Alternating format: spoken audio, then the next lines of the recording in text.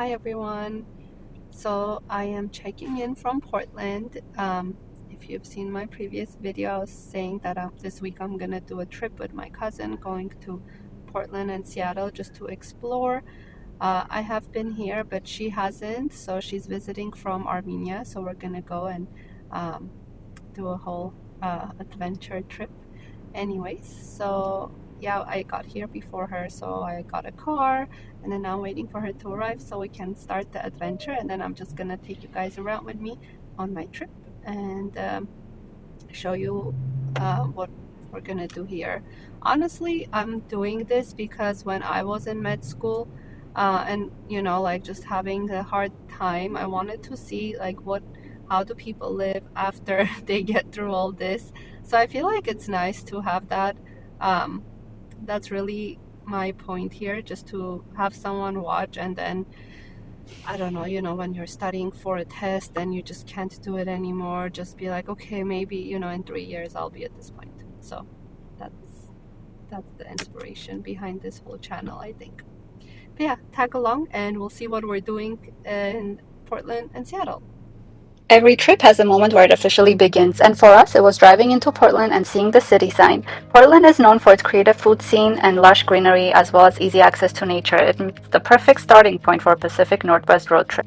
Portland's food culture is deeply influenced by Japanese cuisine, especially sushi and ramen. The city has some of the highest quality ramen spots outside of Japan, thanks to a strong focus on handmade noodles, slow-simmered broths, and locally sourced ingredients. There's something about seeing a city at night that makes it feel alive in a different way. The streetlights, reflections, and quiet moments in between destinations. The next morning, we started Ken's Artisan Bakery. One of the best parts of traveling is discovering local bakeries. It is known for its European-style pastries, naturally leavened breads, and small batch approach.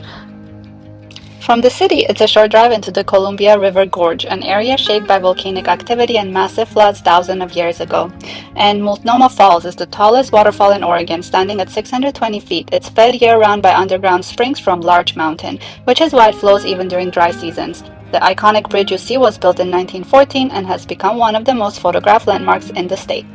Next, we visited the Portland Japanese Garden, which is considered one of the most authentic Japanese gardens outside of Japan. Every path, stone, and plant placement is intentional, designed to create a sense of balance, reflection, and harmony. The koi fish here aren't just beautiful. In Japanese culture, koi symbolize perseverance, strength, and good fortune. Some koi can live for decades, and their patterns and colors are carefully cultivated over generations. Next stop was Im Thai Barbecue. Im blends Thai flavors with Texas-style barbecue, which sounds unexpected but works incredibly well. From there, we headed north to Seattle, arriving on Thanksgiving Day. Toulouse Petite, inspired by New Orleans cuisine, it's known for bold flavors and comfort food. From crispy chicken to rich beef dishes and bayonets, it was the perfect way to celebrate the holiday away from home. After dinner, we headed to the Space Needle. The Space Needle was built for the 1962 World's Fair and stands 605 feet tall. It was designed to symbolize the future, and even today, it's one of the most recognizable landmarks in the Pacific Northwest. Despite the heavy rain, we went to Astrolumina, a light installation set in Seattle Chinese Garden. The immersive experience combined art, nature, and storytelling, turning a simple walk into something almost dreamlike, and we got magical photographs in this place. Morning coffee with a city view is one of those small travel moments that makes everything slow down just enough to enjoy it. This is the original Starbucks location, opened in 1971. While it's more symbolic than anything now, it represents how Seattle became a global coffee hub. Seattle's coffee culture focuses on craft, from precise brewing methods to understanding bean origins and roasting profiles. Then we took a quick walk to the Pike Place Market. It has been operating since 1907 and is one of the oldest continuously running public markets in the U.S. The fish throwing tradition started as a way for vendors to avoid walking orders across the stall. Cary Park offers one of the most panoramic views of Seattle, with the skyline, Space Needle, and Mount Rainier visible on clear days like today. Next stop, of course, Chihuly Garden and Glass. It showcases the work of Dale Chihuly, a Washington-based artist who helped transform glass from a decorative craft into large-scale art. His pieces are known for bold colors, organic shapes, and designs inspired by nature rather than symmetry. Most of these works are created through collaboration because glass has to be shaped while it's molten, at temperatures over 2000 degrees. During live glass blowing demonstrations, you can see how quickly the material moves and cools, which makes every piece completely unique. What makes this space especially striking is how the glass interacts with light and its surroundings, changing depending on the time of day and where you're standing. Then we got the pasta flight at Messina Modern Kitchen, and it was a fun way to experience different flavors. We started the next day at Storyville Cafe, known for ethically sourced beans and slow brewing process. From Seattle, we drove to Leavenworth, a Bavarian-style village tucked into the Cascade Mountains. Leavenworth town feels like stepping into a Christmas movie. The town transformed its architecture in the 1960s to reflect Bavarian design, and now it's famous for its holiday lights and festive atmosphere. The Nutcracker Museum here houses thousands of nutcrackers from around the world, and if you've seen the classic Russian Nutcracker cartoon, you'll recognize this one instantly. Sometimes the simplest souvenirs like cookies enjoyed in the moment end up being the most memorable. Got dinner at this German restaurant with traditional German comfort food, goulash, stuffed cabbage, and sausages, dishes meant to be warm, filling, and shared.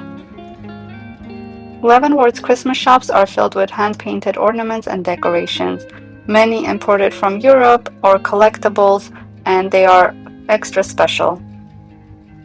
As we wrapped up the trip in Leavenworth, it felt like the perfect reminder of why getting away matters. Travel has a way of slowing you down, pulling you out of routine, and helping you reconnect with parts of yourself that don't always get space in everyday life. Moments like these are what living beyond the white coat looks like. Hey guys, so it's been a week since I've been back from Seattle Portland trip, and then I went straight to working nights again, and I haven't had time to really um, make the videos, or I didn't really vlog in person when I was there. So I guess unfortunately, I will. I just posted the videos as you saw, um, but um, my next video is going to be about our Christmas tree that we're gonna be working on putting, and basically the Christmas tree is very cool because it is um, themed with La Bubu, which we have a whole thing about. Um, Me and my boyfriend started being interested in that when we went to Japan, and I don't know why. At that time, it was the hype, so we were like labubu hunting all over there.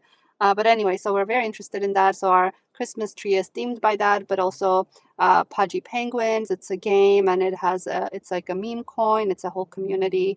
It is also in crypto, so we are also using their characters, and it's a whole storyline. So follow along on the next video to see how we're gonna create this whole Christmas tree and this whole idea.